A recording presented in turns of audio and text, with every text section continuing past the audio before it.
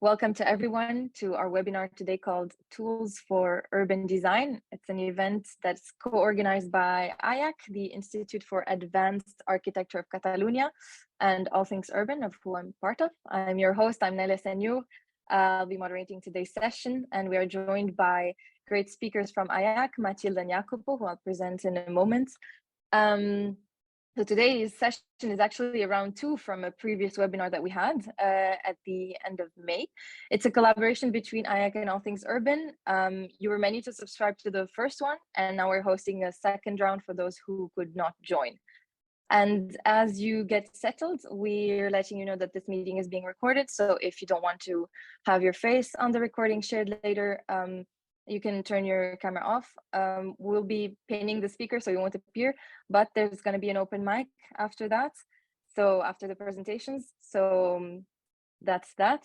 And if you want to see the speaker in a larger screen, I think you're already viewing because we're in a spotlight, but in case you can switch from gallery view to speaker view. That's some housekeeping. And I want to invite you to already start dropping messages in the chat. Tell us where you're coming from. So I am in Madrid. I'll say hi to all of you, and we can see the international crowd that we have. I'm sure there's from many parts of the world. And yeah, so we're going to start. Today, we're going to talk about many things. We're going to talk about digital technologies, cities, ecologies, and landscapes, design, and an amazing educational opportunity to do all of this in Barcelona at IAAC. We have 2 great speakers, and before giving a proper introduction to them with their short bio, I want to let you know how today's session is going to go. So in the first part of the session, we have our first speaker, Mathilde Marengo. Mathilde is head of studies at IAAC, and she'll talk about introducing IAAC, and in particular about the Masters in City and Technology, with which we'll make a deep dive in. This master's is a really exciting educational opportunity at IAAC. It's quite a unique program that offers expertise at the intersection of urbanism, data science, ecology, takes place in Barcelona. And I'm going to post a link in the chat so you can have a quick look already, small spoiler. It's a link on over there. And as a quick note, IAAC also, I want to highlight that IAAC offers scholarships, including one specifically for women that we want to encourage you to explore. I'm also spoiling that here in the chat. So for the first part, it's going to be a presentation of IAAC and the Masters. Then we'll have our second speaker, Iacopo Neri, who will complement this introduction with a testimonial of his own experience as an alumni and current faculty at IAAC, and his part is called Life After IAAC. Then we'll have Mathilde again, who will present some projects and tools for urban design, really exciting. And like the name of this webinar, no tools for urban design, related to the work done in IAAC. And then finally, as you warm up and see all of these presentations, we want to invite you to start thinking of questions, whether post them in the chat or you can also join the open mic in the end. So we'll invite you to raise your hand and ask your question out loud to this room. The speakers will be here to answer all your questions, but we also have the extended IAAC team. We have not only Mathilde and Iacopo, but we also have Alex and Sarine, who are on the call with us. Alex Malemochoritis is admission manager, and Sarine Becarian is the MaCT coordinator, so the Masters in City and Technology coordinator. And both of them are ex-alumni of the Masters, so it's one big family, and feel welcome to ask all your questions in the chat or in the open mic. So enough of that, let me introduce quickly our 2 guest speakers. Our first speaker, as I said, Mathilde Marengo. I'm gonna say a short bio, Mathilde. Mathilde is an Australian, French, Italian PhD architect who specializes in contemporary urban phenomena and the integration of technology for a sustainable future. Mathilde is head of studies at IAAC. She's also co-directing the Masters in City and Technology that you're going to present, faculty and PhD supervisor. Mathilde is part of the Advanced Architecture Group, AAG, at IAAC, exploring innovative design approaches and technologies for urban transformations. Mathilde, you're also involved in numerous national and EU research projects, and your work is published and exhibited globally. So I'm going to put your LinkedIn in the chat over here, so you can reach out to Mathilde. And our second guest speaker over here is Iacopo Neri.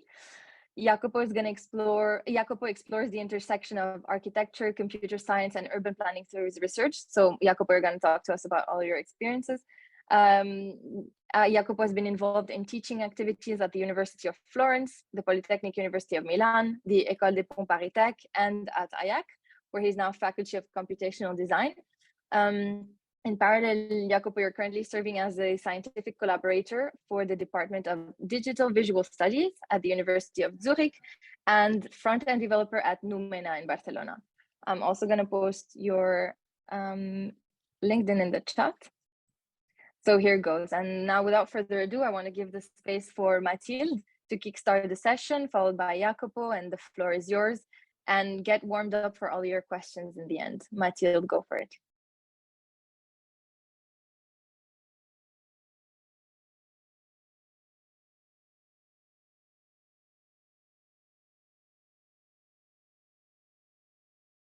So thank you very much for that introduction, Naila. And thank you very much to everyone for joining us this afternoon, this morning, or whatever moment it is in the day for you. It's a pleasure for me to kick off this webinar around topics of tools for urban design. So as Naila said, we will start off with actually a presentation of the Master in City and Technology, which is a space where within the Institute, within IAAC, which I will briefly introduce before I introduce the Master, we experiment with digital tools and computational processes for urban design. I'll then pass the word on to Iacopo, who is an MaCT alumni. He's also an MaCT faculty and researcher at IAAC and in other institutions, and he'll tell us a little bit about how he's sort of delved into these tools and then taken those tools and made something from it afterwards, after the Master. And then I will take back the word and share some of the work that, well, Iacopo and I and other colleagues have been developing together with our students in terms of teaching and application. So again, thank you so much for joining us.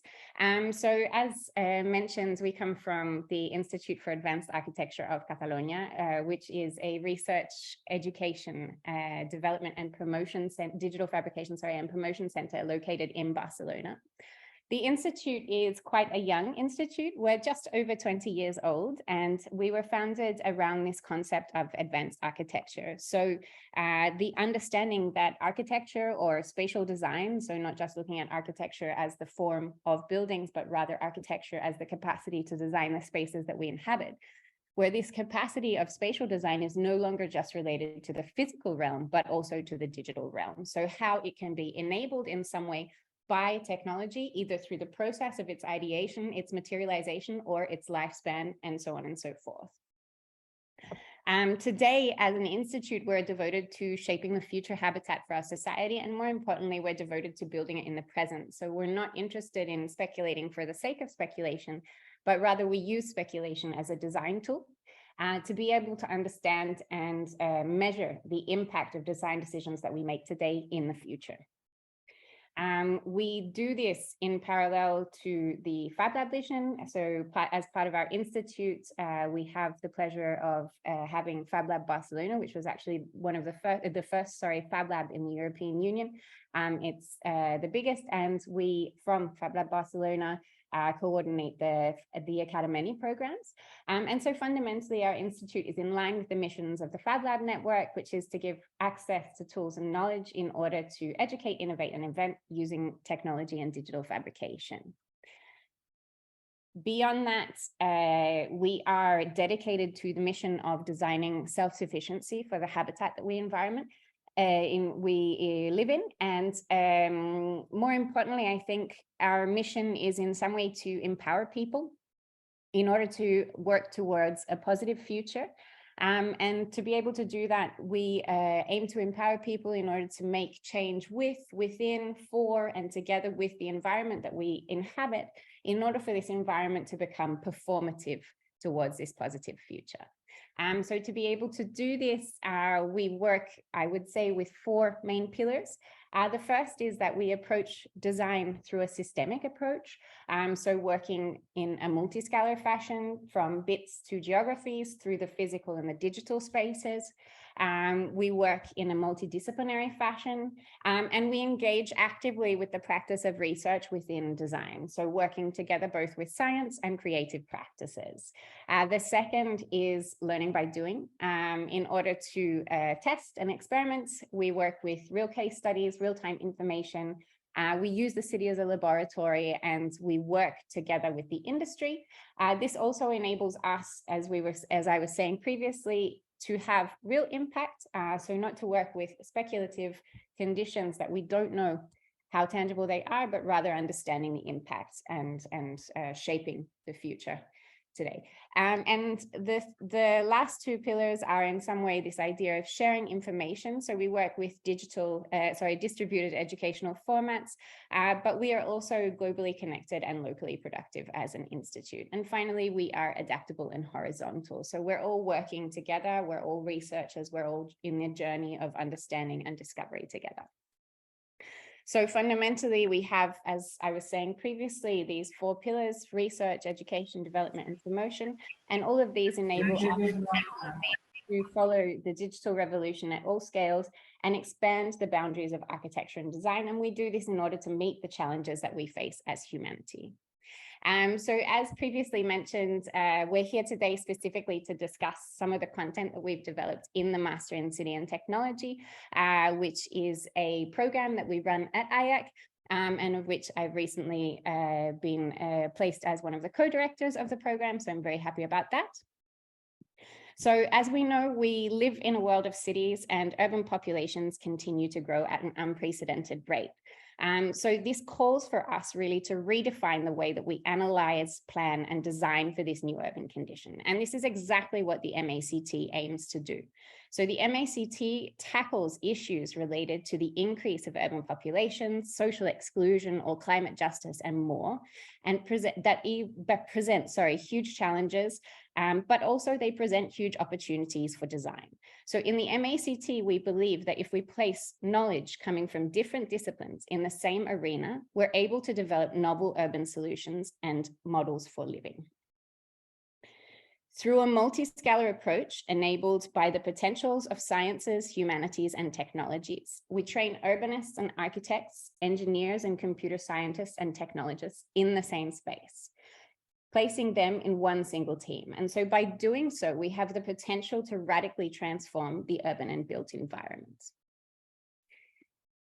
The program fundamentally follows 3 terms, each focusing on different expertise areas, and oriented to the design of digitally enhanced, ecological, and human-centered urban environments by intersecting the disciplines of urbanism, design, and data science. So working in scientific, but also creative practices merged together across different disciplines. So to start us off, we work in the topic of the Internet of Cities. The Internet of Cities explores the use of data related to ecosystems, mobility, air quality, or flora and fauna, with the goal of strategically developing work in the larger territorial context and understanding new ways of cartographical representation and new ways of visualization of energy, material, and human flows. And in fact, I'll go through some of the projects developed in this studio a little bit later on in the presentation.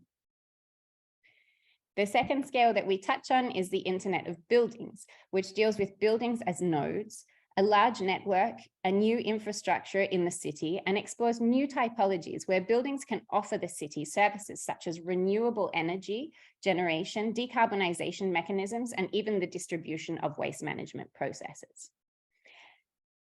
And then finally, we deal with the Internet of People, which introduces the significance of qualitative versus quantitative data, from data about how people feel to how people perceive spaces and how communities gather together in different spaces.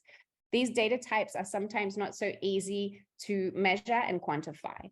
By placing citizens at the center of the urban development, we are also working in developing technologies for participation, engagement, or co-design processes, among others. During the program, the students are also trained in the latest digital tools for computation, urban simulations, and spatial data science, as well as attending seminars on programming, dynamic mapping, big data analytics, and visualization and parametric urban design. So Iacopo will go a little bit more into this in his presentation, no doubt, as he's leading the computational urban design agenda, but also I will touch on these in the later presentation that I will be giving. So the program is run in 2 years, can be done in 2 years or in 1 year format. So in the 2 year format, the students continue on to work on individual thesis agendas that are supported by a series of topics of seminars. So the thesis agendas work within the context of AI for city making, participatory design through technologies, climate adaptive cities, and circular economy and cities. The students in the second year also continue to learn advanced computational tools for the analysis and design and management of urban spaces. And this includes, of course, machine learning and AI. The thesis development is also accompanied by digital fabrication and technologies for interaction, which enables the students to create demonstrators and digital and physical design interfaces, as you can see on the images here. And finally, the program counts with the collaboration of many industry and academic partners that touch on different specific topics and that enable our students to engage on one side within the let's say, professional realm directly through the educational format, but also on the specificity of these topics. So we collaborate with MICHub for the topic of mobility. We collaborate with Arethian for urban analytics and design. We've been working together with Foster and Partners in the sector of productive cities and urban design and planning. We also collaborate with MVRDV and the Y Factory in the development of ecological and sustainable visions for the future of our urban environments, and Urban AI with the City Intelligence Lab, which is part of the Austrian Institute of Technology. So just to recap some of the tools that we engage actively with in the Master in City and Technology, and some of the contexts we work in between industry, research and academia, the public sector, but also the capacity and the possibility to engage actively with EU projects within the educational format. So with no further ado, this is the quick presentation of the Master in City and Technology. If you have any questions about the program, please feel free to drop them in the chat. And I will pass the word on to Iacopo to tell us a little bit what happens after you've been through something like this. Thank you, Mathilde, for the presentation. I mean, I thought that I was already, actually, yeah. So hi, everyone. I'm Iacopo, and as Mathilde was introducing me, I computational lead at the Master in City Technology, among other activities. Apologies, it's the first time that I introduce, let's say, an overall excursion of my life, so please be kind in that. I actually landed in IAAC a bit randomly, we might say, or a bit as an occasion. I was presenting my work at the time, my bachelor thesis, that it was work related to the urban space. In this case, I was presenting at the Responsive City Symposium, which is a great event that will be again reproposing this year, and I really invite you to check the work that has been presented throughout the different editions. In this case, the work was coming from, let's say, a strong interest from my side in computational design. It was taking inspiration from swarm intelligences, which we might say is that field of computation that tries to deal with flock of birds or a school of fish, in order to simulate the movement of pedestrians within public space, but within, let's say, a design perspective. So in this case, how to guide it or how to take inspiration from it in order to build something with it. In this case, it was a very ephemeral, let's say, very ephemeral project. It was indeed a fair in the context of Berlin, and it was, let's say, a progressive iterative process that started from an initial understanding on how the flow. It was trying to guide it through certain installation that then further went built. Let's say that this project from here was particularly useful, I might say, because it was the chance to meet the IAAC team, and I was offered a scholarship to continue, let's say, my studies within the institute. And that year for me has been a very intensive and very beautiful, one of the most amazing years of my life. I gotta be sincere in this, I never say this. because it was I got the chance to learn so many different things and actually also meet so many different perspectives about the cities. In this case, dealing with energy, and we were planning, but at the same time, not just from a technological perspective, but also from a participatory perspective. We were inventing basically how to engage with participation in the management of appliances for the production of renewable energies. It was also a time for me to learn how to deal with big data, and it was the first time in a way in which I was engaging within this world, and it was interesting how we're always critically approaching the city through it, and an excursus on the impact of Airbnb over the city of Barcelona in this case, and also some more creative approaches, which I really liked. This was a very small workshop, but I really liked, in which tackling from something that you might say that it was pretty annoying of the city of Barcelona, that is this shading system. We were actually providing a platform for digital artists, so CGI artists, in order to transform the city as a sort of an open museum of AI artworks, which it was a simple idea, but I liked the idea of, at the same time, also reflecting every time our approach to the city. Perhaps the project that I would like to talk the most was my final thesis within IAAC. I'm not going to go too much through it. I'm expecting that you know that the city of Barcelona has been for several years going under structural changes for what concern mobility. Indeed, there has been one of the plans that is trying to reduce in a really intensive way the use of cars, on the other side freeing a lot of public space. So the question for us, what do we do with this public space? How do I identify differences within this public space in order to further organize it, in order to further plan it, and perhaps also giving a platform for the citizen to activate it? And it was particularly interesting for us, for me and my teammate Sylvain, because in this case, we had the chance to approach many different layers coming from the city and coming from other data providers, and we were bringing them all into the same map in order to provide basically a platform for us to mix them through recipes that they were coming from, directly chat with the cities, in order to organize different activities. So whenever I wanted to organize a flea market, perhaps I would need the space that is providing me a wider, let's say, uncovered area, perhaps with paved soil, and where I can also have like a huge, let's say, a proper flow of people, as well as it could be also related to safety, or indeed like to more activity-based studies, such as where to open a restaurant. This for me was important, let's say, because it was an initial step of a research that I carried on also after IAAC, this idea of bringing many maps together into one single image that they could be processed by different users.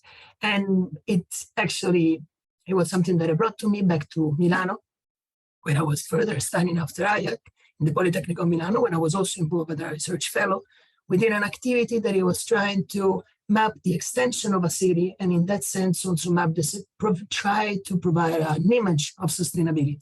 What I'm going to show you is one of the many maps that we were approaching, but because it's something, let's say, some technologies that then I've been using in other projects. In this case, we were taking the outputs from the ecological footprint network, that it's simply a statistic indicator that gives us our impact on different typologies of land, whether cropland, pasture, foster, water, and knowing the amount of people within a city, and knowing how the most proximity, let's say the most closest areas to a city, in this case using what is called a cumulative cost analysis, we were able to map for an X, let's say for 1 million or 2 million, or how many inhabitants that city was having, the impact on those land typologies, in order to then further assess the quality of this impact through a series of indicators that we were accessing through many different literature reviews.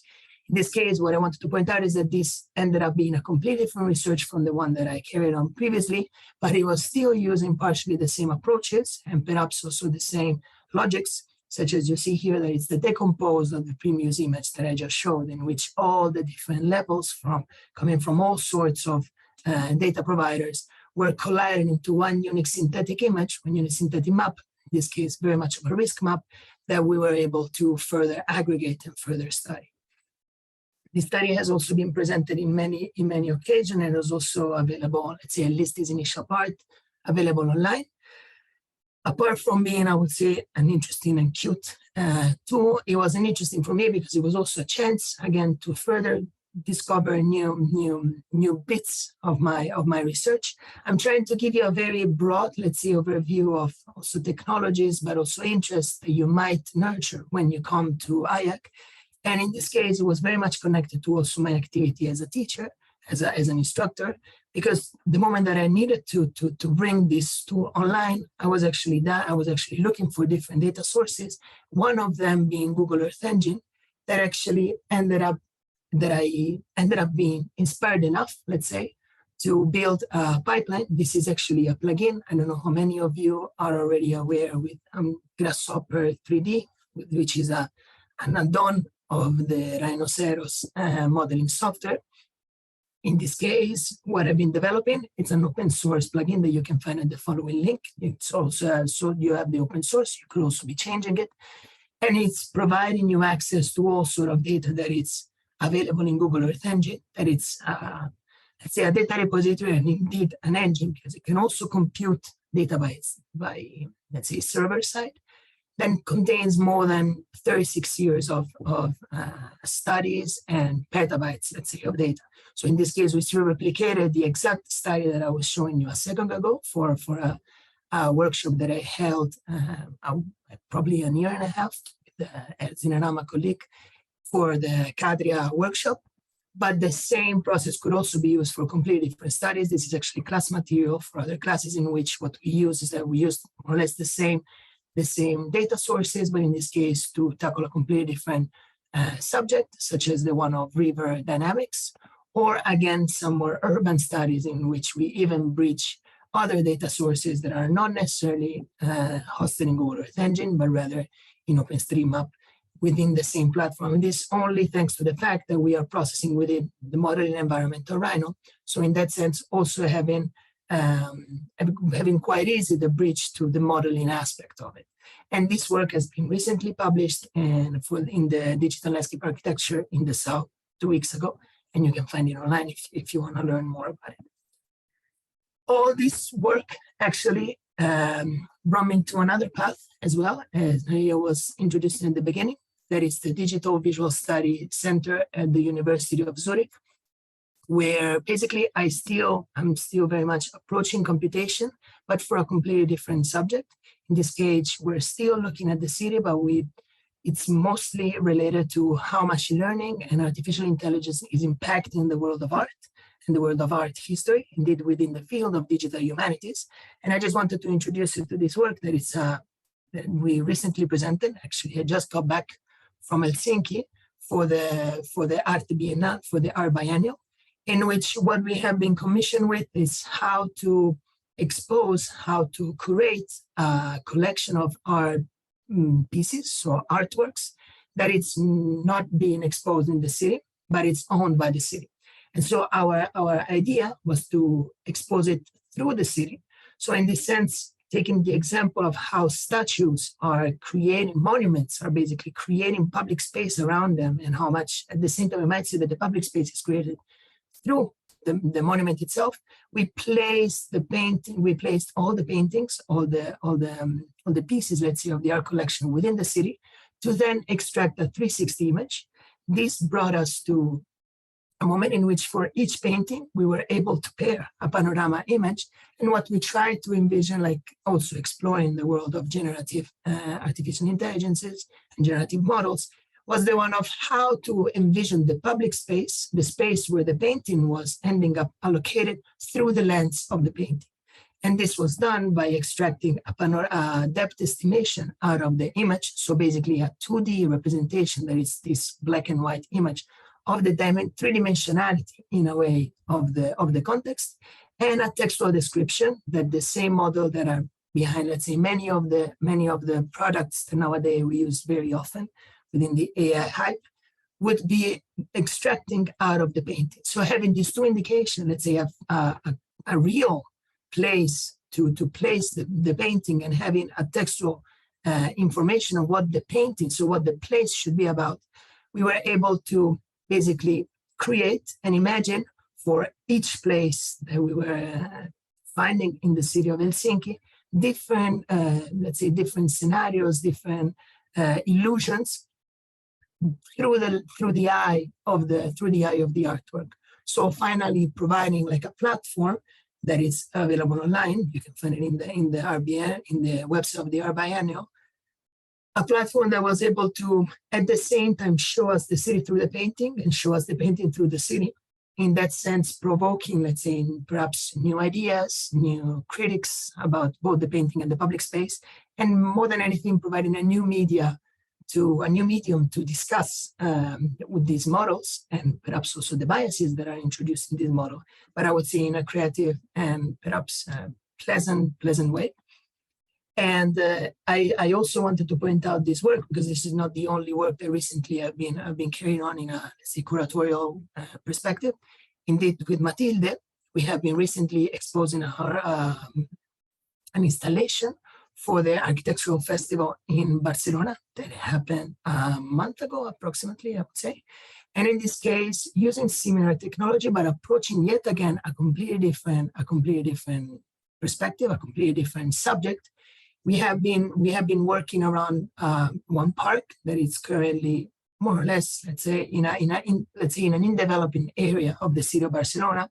And what we try to propose is a device. In this case, it was a digital installation that was taking the user into plausible future, dealing with climate change through, let's say, two media.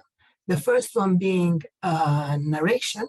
So there were like 4 portals to enter our park, each one related to a completely different dystopic or very different from us. We might say distant, perhaps not that distant future.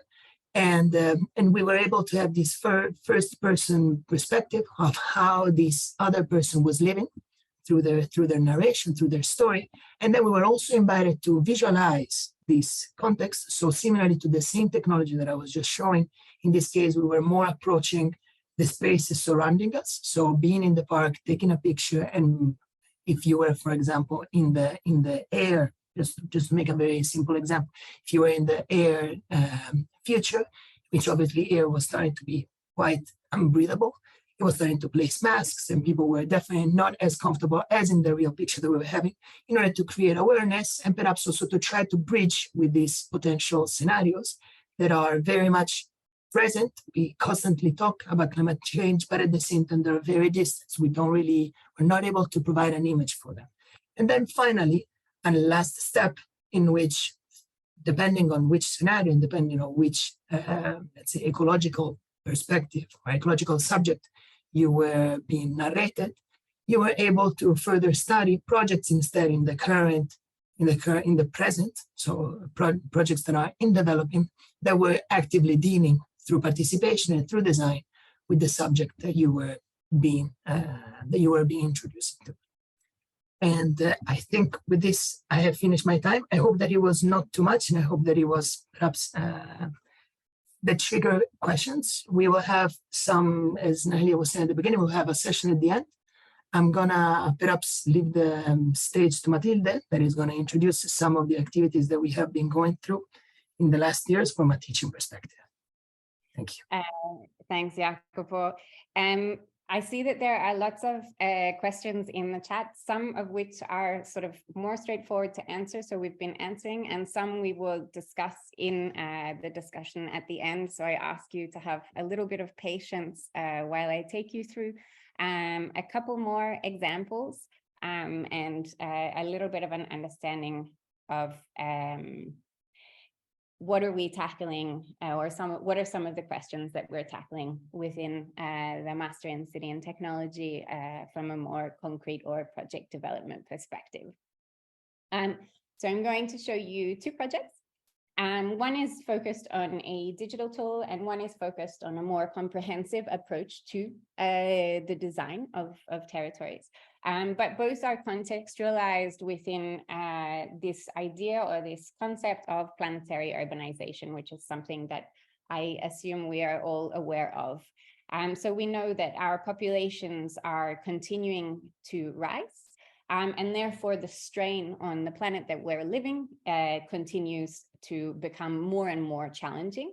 And we also live in conditions of more and more uncertainty.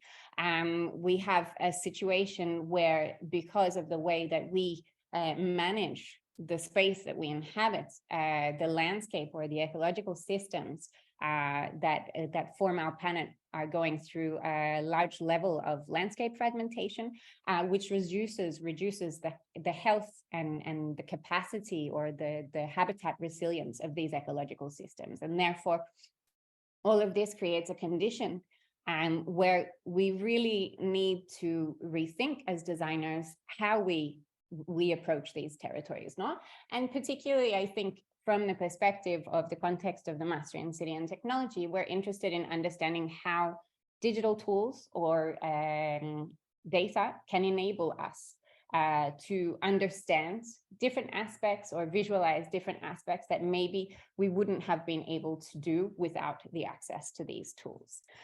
So the first aspect is a little bit understanding the question of time, or the fourth dimension of design. No? So how can we in some way, or we know that we're in a condition where we need to design climate adaptive cities, so cities that can enable an understanding of evolution, of change, of adaptability.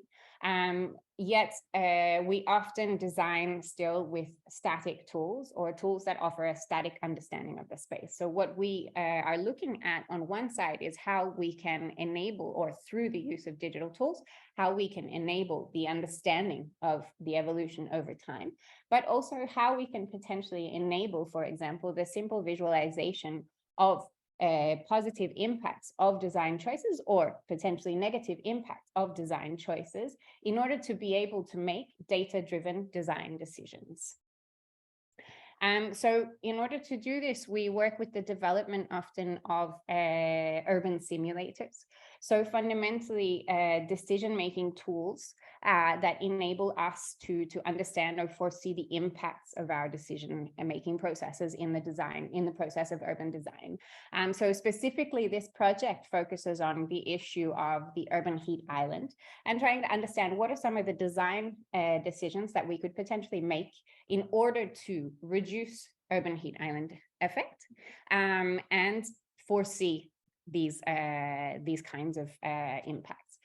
So the project is called Waterloop, and it was developed by some of our students in the Master in City and Technology, together with both Alex and Iacopo as faculty who are here today. And the project worked within the context of Barcelona, with the access to data of Barcelona, and with the idea of creating an urban simulator that would allow designers to foresee the positive impacts of certain design decisions that would be made in the urban scale in terms of urban heat island.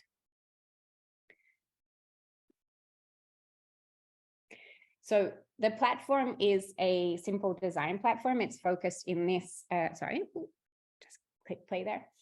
So it works with different questions. So as I was saying, working with the 4 dimensions of design, so looking at time as one of the factors, time in terms of seasonality, but also time in terms of the necessary time of evolution or implementation of certain design strategies. And it works in the idea of working collaboratively between streetscapes, unbuilt spaces, but also rooftop spaces, and working with all of these surfaces in a way in order to be able to implement solutions such as green systems or water treatment plants or micro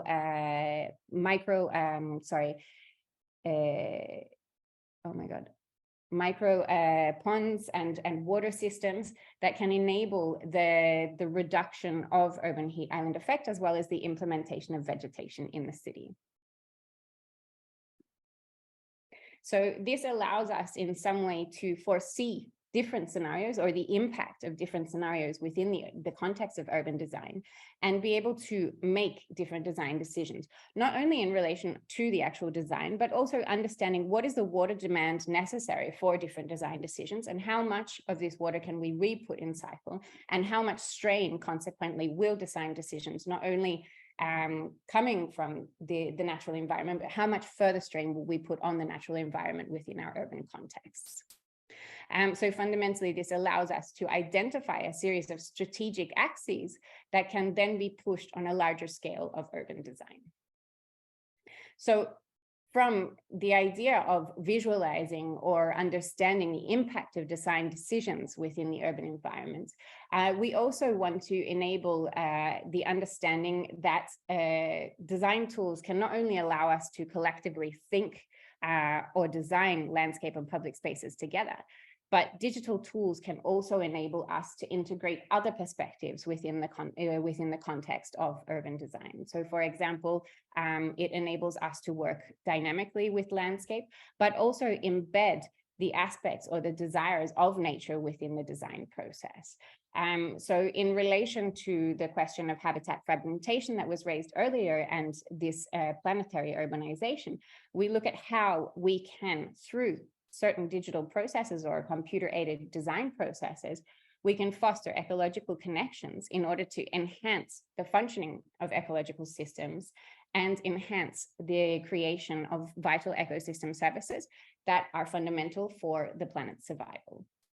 Specifically, we look at the idea of creating connected urban environments.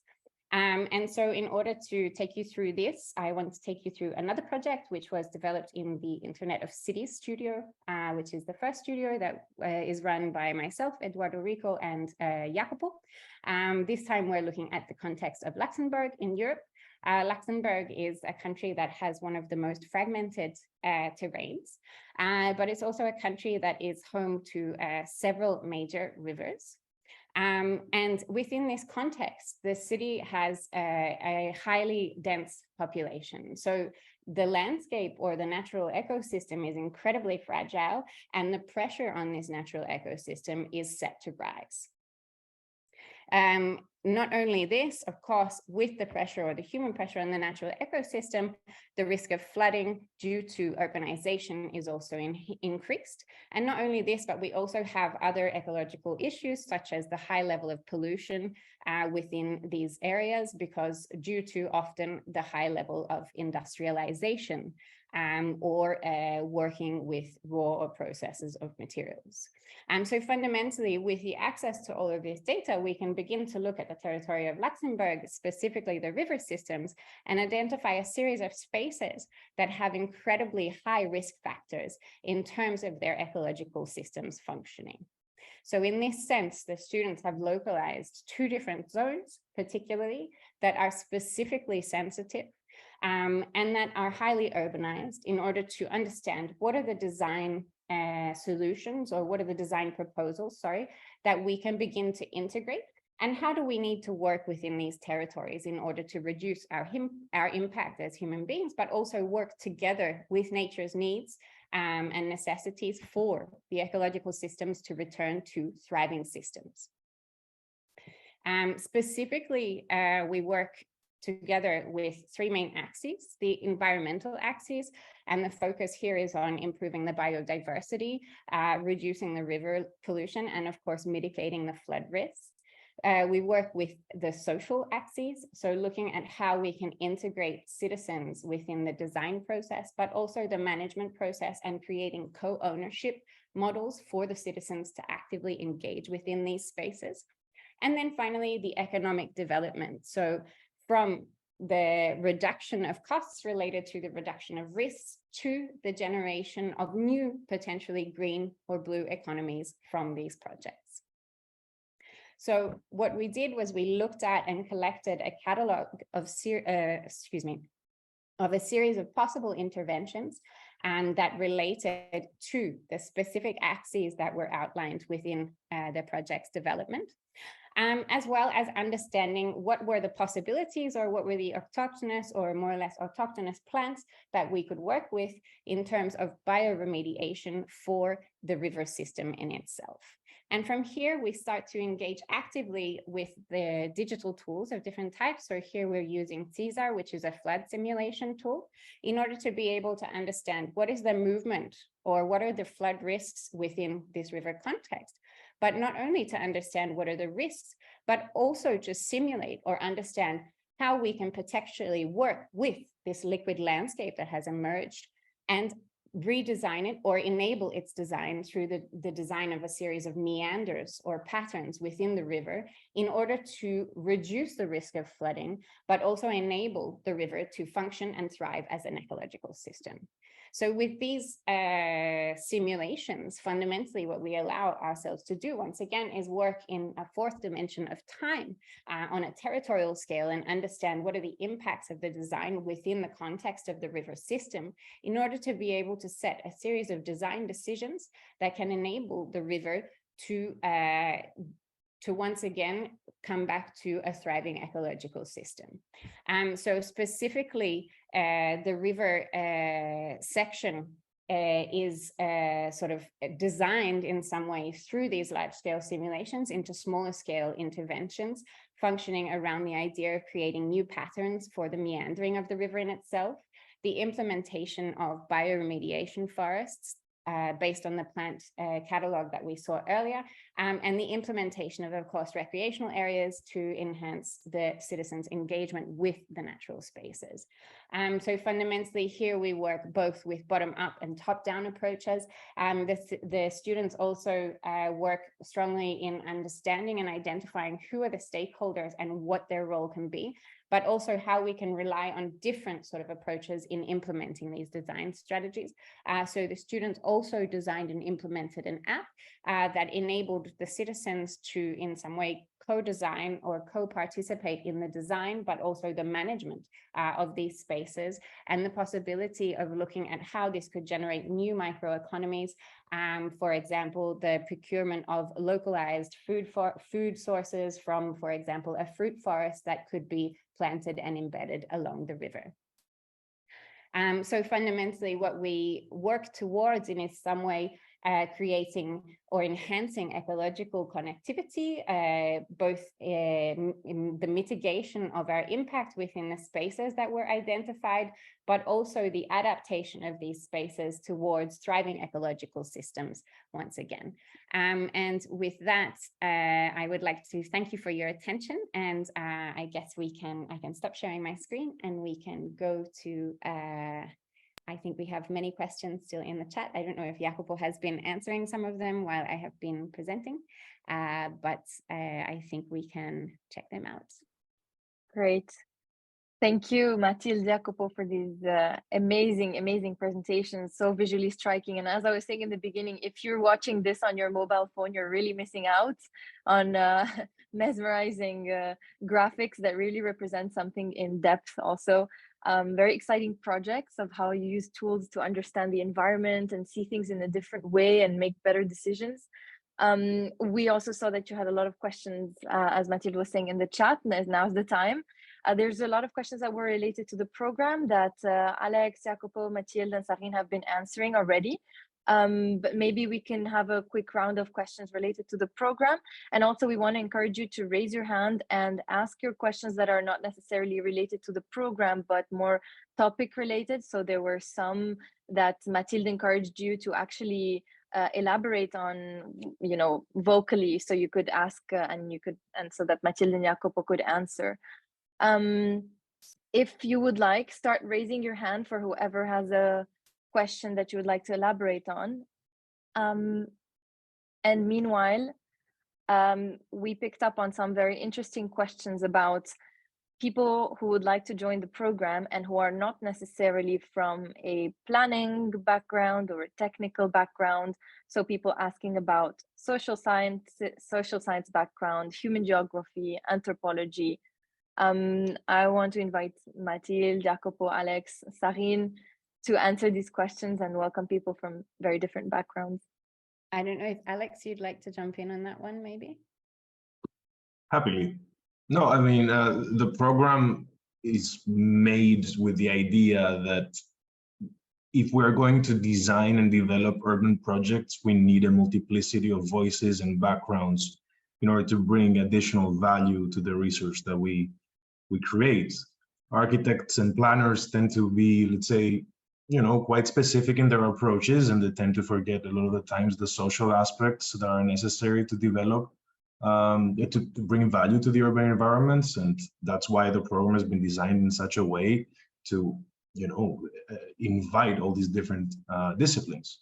So it's not only focused on architects, planners, and designers, but also anthropologists, economists, entrepreneurs, data scientists. We've had a multiplicity of different experts join us as students in the past. We've had mathematicians, data scientists, environmental psychologists, real estate experts, and it's always amazing when you have a classroom that has this this diversity. We need it in a way in order for the research to properly develop. Mati, I see you unmuted. Would you like to add something?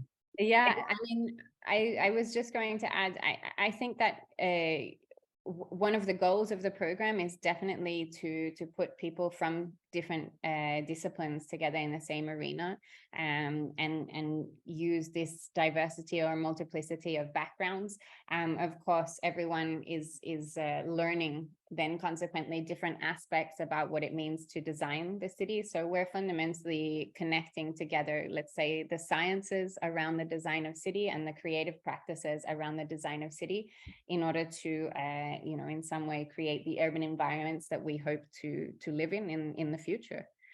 So I hope that answers the question. I think both Alex and myself, we dropped a couple of, there was a question about specific projects. We dropped a couple of links that you might be able to check out in terms of, for example, projects that work more towards the social sciences aspect of the projects. I also wanted to take a little bit of time maybe to address, there were a couple of questions about the divide in terms of access to data. So spaces that have access to local data versus how we work with spaces that don't have access to local data. So I don't know if Iacopo, you want to jump in on that. It's true that today we did show fundamentally projects that worked with access to local data, but we do also work, I think Iacopo mentioned a little bit in his projects, maybe, I think, the idea of using sort of, sourcing the capacity to source with Google Earth Engine and other data sources. So Iacopo, please. Yeah, perhaps it's a bit difficult to go in a presentation through all possible points. That was an interesting point. I was actually trying to look for other project, but I was struggling now to find them. Indeed, it's a topic that many times is something that we discuss, specifically because in such a varied, I would say, team of students coming from all over the world, they always try to relate to their own context, to their own home, and struggle perhaps to adapt in a one-to-one perspective, let's say, to some other technology that we do through class. Indeed, the issue will be split in between a moment of, let's say, teaching, perhaps, and a moment of researching. There's not one answer to all questions, but definitely it's a point that I would say that we many times tackle, but it becomes perhaps specific to projects, specific to the context and, let's say, the subject of study. But I would take it as more like a challenge, as something that yet needs to be further refined. One of, as Mathilde was now pointing out, the excursus that I showed you on Google Earth Engine was in a way an answer to this issue. Indeed, it allows us to apply the same, let's say, the same algorithms, the same approach, when, let's say, independently from whether we are studying Barcelona or Jakarta. So in that sense, it's an answer to this question, but of course it might lack sometimes some specificity of context that it might be provided in another way. So definitely, next time I would also put some projects related to that. Yeah, sorry about that we didn't think of that, but it's also true that, once you do, or although you do lack some specificity, where you do lack specificity, obviously you can strategically then identify very localized spaces where you can then do campaigns to collect the localized data to really get into the granularity of information that you require. So there's also lots of possibilities in that sense. Great. Thank you, Mathilde, Iacopo. I would really like to encourage you to maybe raise your hand and maybe ask your questions out loud, even if it's a big room, that would give you the chance to elaborate on some ideas. Meanwhile, I would also like to perhaps ask the questions about the program itself, on one hand, related to scholarships, opportunities for people who are not based in Barcelona, so for international students. So maybe, Alex, you can answer to that. Yeah, And yes, sorry, go please for it. go. Thank you. No, No, yeah. because we've been receiving many questions in private and in the chat about our scholarships. So definitely it's clear that the tuition fees of the program they're expensive. So we have a series of scholarships to facilitate the admissions of our interested applicants. In fact, IAAC, I believe, every year gives more than 500,000 euros in scholarships. So we always try to facilitate as many people as possible. The way we structure our scholarships are basically in two ways. There's merit-based scholarships and needs-based financial support. Merit-based scholarships are basically structured throughout the year. So usually there's a scholarship competition in the beginning of the application period. Currently that is closed. After the scholarship competition, there is a series of industry scholarships in collaboration with our industry partners. And again, that is currently closed. And throughout the year, we run the Women in Tech Fund in an effort to integrate as many women in fields of technology and innovation as possible. This is currently running, so you're more than welcome to submit an application through the Women in Tech Fund. If I may ask you, Sarine, to drop a link in the chat for the fund itself, that would be very helpful. So these are the merit-based scholarships. And again, at this moment in time, only the Women in Tech Fund is running. At the same time, there's a needs-based financial support format that the students the applicants can use to request financial support. There's a form that you can upload with the rest of the supporting documents for your application, in which you can explain in written form what is the financial, let's say, conditions or limitations that you are facing. And again, this can be used to facilitate the tuition fees and receive a reduction, a discount in the overall tuition fees. And that's basically it. But definitely there's a lot of opportunities, and we're always very happy to help out as many people as possible. Thanks, Alex. And we have a nice, courageous hand here. Matusz, please go ahead. Hi, I'm Matosh. I'm from Prague, but I just finished my bachelor's degree in the United States.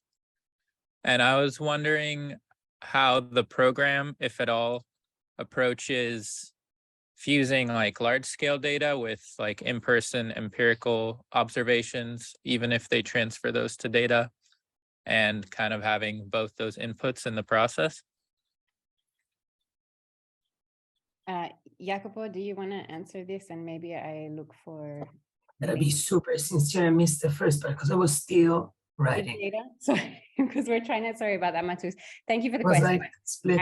So super interesting question. It was looking at the question of infusing big data with localized data. So we have actually done this quite a lot, looking at the way in which we can gain a larger scale understanding of certain aspects of urban environments, and in parallel understand, for example, the emotional qualities that spaces provoke within the urban environment. So looking specifically at the small scale design. In fact, one of the important points of the program is that we do constantly negotiate between the very large territorial scale. So for example, the example that I showed in Luxembourg, it works in a very large territorial scale, the scale of the country, in fact, looking at sort of identifying certain risk areas. And then we zoom into specific sites. That project actually enabled through the app, which I didn't go into, the possibility of working with citizen science. So for example, not only co-designing, so designing the process, engaging with the citizens' desires for those specific spaces, but also co-management. So how we can use, for example, the app to collect data on the process of growth of these plants. We also have worked, for example, we have one of our students from a couple of years ago worked on this idea of a healing city, and she basically was trying to sort of extract the emotions that people feel within the urban environments, and embed these into design processes in order to sort of create or work with human emotions within the design of the city. If you give me a second, I will actually look for the link to this project and I'll drop it in the chat for you. I already have it. Okay, thank you. We also want to work with sort of more traditional sort of survey systems as well. For example, when we developed the project Super Barrio, actually both Alex and Iacopo worked directly on this project.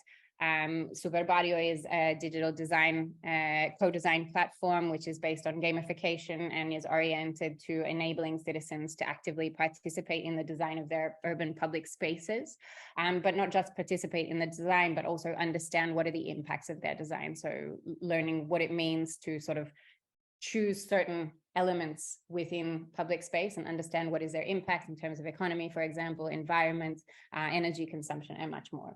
And prior to implementing the first edition of the game, we developed a series of sort of in-person encounters in order to be able to collect data from the citizens in traditional survey manner, and these were integrated into the implementation. So we use, once again, sort of big data, which we have in terms of open access within the city of Barcelona, but also small data collected from the users of those specific spaces. Thank you, Mathilde. Super. So I don't see hands raised. Perhaps Iacopo, Mathilde, you have identified some of the questions that you would like to elaborate more on. Maybe I could also ask you a question, actually, since it's a collaboration with All Things Urban, and we're always interested in career opportunities and how people can develop, their careers in the field of urbanism, this very broad field where you can come from very different backgrounds, as we mentioned before. So I would like to ask you actually about possible career opportunities that are emerging in this field. So what can people expect to be looking for or working in after IAAC? So what's the future life after IAAC? We saw with Iacopo about research and projects, and maybe you can elaborate a bit on the different kinds of opportunities that you can have once you leave the school. I should answer that, Mati, but I'm gonna give it a go. Well, I would say that, of course, that is also very much depending on the person and their own interests, but we definitely have all our students that have been involved either on a design level. So like we have students that have been then going to big, let's say, companies for matter of urban designing. But at the same time, we also have other students that have been still staying at the planning perspective and also perhaps on a more analytical level, as well as we also have students that were very proud that continue also researching and engaged on a PhD, let's say, career path. That is also something that, of course, depending on the interest of each one of us, it might trigger you one path or another. I would also point out, and that for me maybe was a part that I didn't discuss, but there was also something that I ended up working in interior. So while I was studying, even though the whole master was about cities, I was working in an architecture office for interior design. And I would say that was also something that was made possible, well, in this case, actually through Mathilde, but I would say through the IAAC community, because of course we are just one master among many others.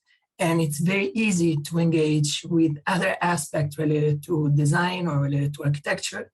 So in that sense, we also have students that have been perhaps changing a bit and still maybe approaching cities, but on a level that it's very small. So engaging more with fabrication and establishing, let's say, more participatory processes of how to trigger, let's say, active processes at the city level, but from very pinpointed actions. So in that sense, it's also very easy, I would say, to bridge in between the fields, specifically for my field, that it's more related to computation. I would try to show that, like, it will just depending on the interest and curiosity of each one of us. If I may add to that, basically, we Please. can narrow down the career paths of our alumni into 4 different paths. One is, as Iacopo mentioned, usually there's many alumni that continue down the path of research and academia. There's a lot of opportunities found there, whether it's a PhD or research activities in a research center related to urban studies. That is very common. The second very common path is the private sector, working in a private firm as a planner, urban designer, analyst, data analyst, or consultant on topics related again to infrastructure, resource management, transportation and mobility, or even policymaking. The third path is actually very common for this program, which is joining the public sector, city councils, urban administration, urban governance. Again, there's a very big need, especially because there's a lot of cities that are now undergoing digital transformations. There's a very big need for a profile like this. Again, whether it is a consultant or an analyst or policy expert, this program allows for that. And finally, which is, we've also seen this quite a lot, is entrepreneurship, startups, alumni starting their own services, their own tools, their own companies, exactly because there's a very big, let's say, market related to geolocalized data and creating insights and based on geolocalized data. We've seen a lot of our alumni going down that path. More or less, these are the 4 different approaches that we see in our alumni. Wonderful. Great. And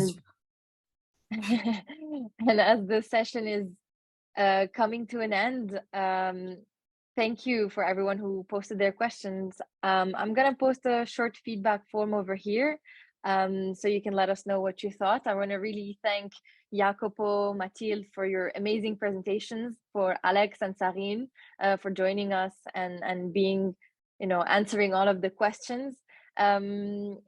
So we highly encourage you to apply to this master's program as soon as possible, because positions are filling up quite fast. And to everyone who joined today, and even for those who left, we'll send you a registration of the recording, of the session. We'll send you also the link to the contact points of IAAC, so mainly Alex, Sarine, so you can ask all of your questions. Today was your opportunity to see the full team over here, but you can still have a chance, of course, to contact them privately over email.